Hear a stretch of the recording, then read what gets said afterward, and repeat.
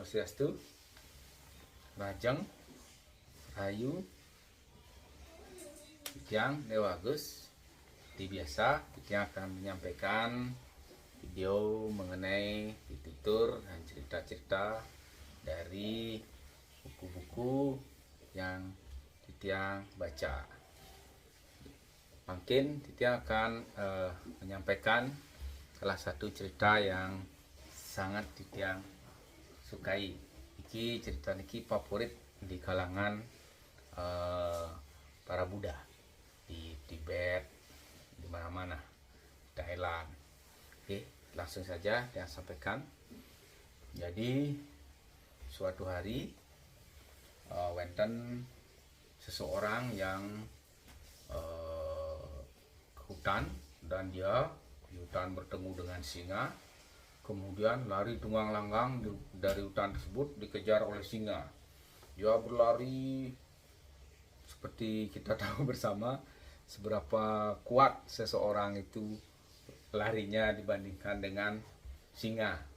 Dia sudah hampir-hampir tertangkap, tapi dia selalu bisa hampir lolos. Tiba-tiba dia melihat sebuah sumur di depannya.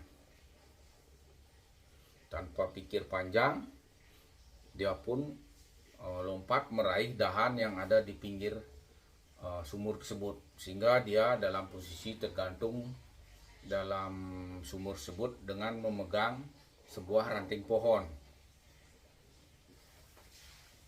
Tiba-tiba dia menoleh ke bawah. Di dasar sumur terdapat seekor ular hitam besar, ular kobra, yang siap untuk mematuk.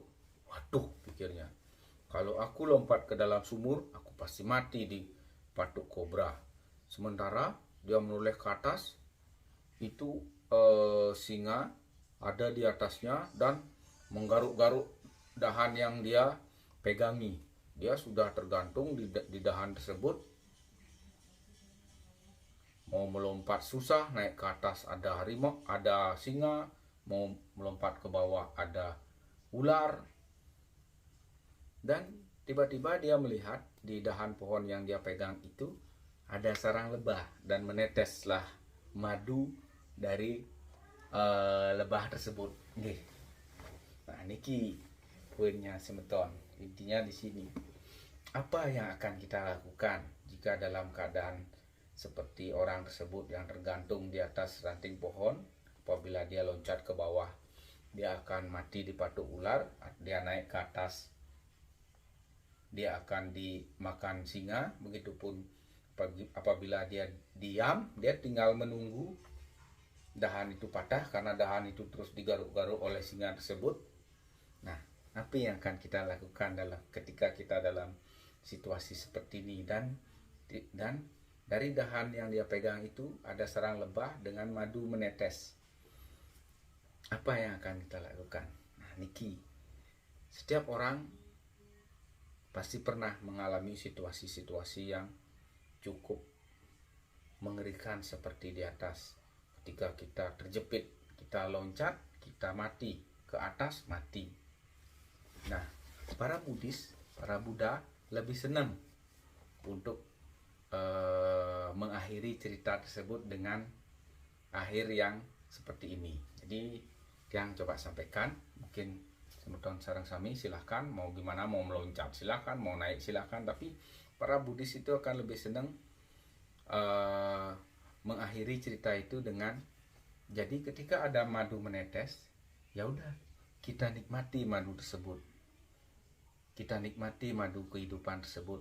Manis sekali, bukan? Karena kita juga tidak tahu akhirnya akan seperti apa, endingnya akan seperti apa. Hidup ini kita tidak akan tahu endingnya seperti apa. Dalam cerita tersebut bisa saja harimau itu jatuh dan menimpa ular itu, sama-sama mati, sehingga kita masih bisa selamat. Bisa aja endingnya seperti itu, atau bisa aja kita akan terperosok menimpa ular tersebut. Nah, tapi para Buddhis lebih senang mengakhiri dengan kita menikmati madu tersebut dan harimau itu tiba-tiba terperosok jatuh menimpa ular. Kita tidak tahu karena hidup ini akan berakhirnya seperti apa. Jadi semeton Sareng sami bisa memaknai setiap kisah-kisah kehidupan yang dalam atau kita berada dalam situasi dan kondisi yang serba terjepit, tapi tiba-tiba kita menjadi semuanya menjadi menguntungkan. Demikian yang sampaikan. Om Santi Santi Santi.